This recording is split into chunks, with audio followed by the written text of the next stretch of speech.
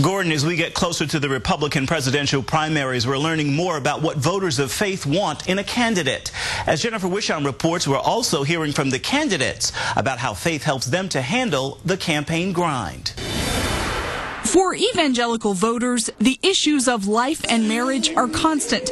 But this election cycle, something else is getting the most attention. When the economy's not well, that takes up most of the oxygen in the room. Unemployment remains around 9%. The fight over deficit spending rages on, and the number of Americans in poverty continues to grow. 50 million people, 50 million now live below the poverty line. That's the most in 50 years.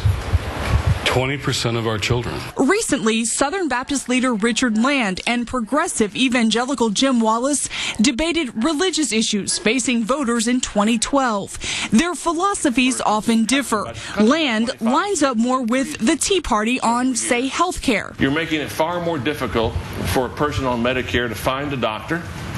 They'll have to wait longer to see a doctor, especially a specialist.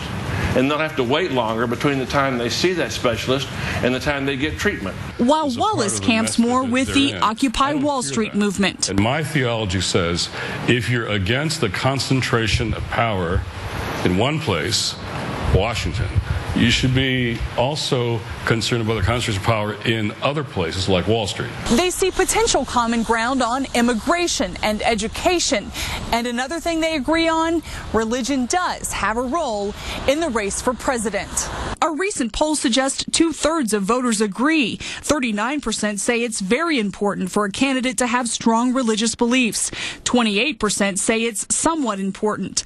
It doesn't seem to matter to voters if a candidate's faith is the same as their own. Only 19% say they would be less likely to vote for a candidate whose beliefs were very different. And 53% say they would be somewhat or very comfortable with a Mormon serving as president. However, 42% say a Mormon president would make them uncomfortable. It's inappropriate, and I believe it's un-American, to ask candidates to defend the tenets of their personal faith in a presidential campaign or in any kind of election campaign. I think we should be concerned about a candidate's moral compass, and their policy positions, not their religion. As for younger Christian voters, this time around could be different than 2008. Tim Gegline advised President George W. Bush on faith matters.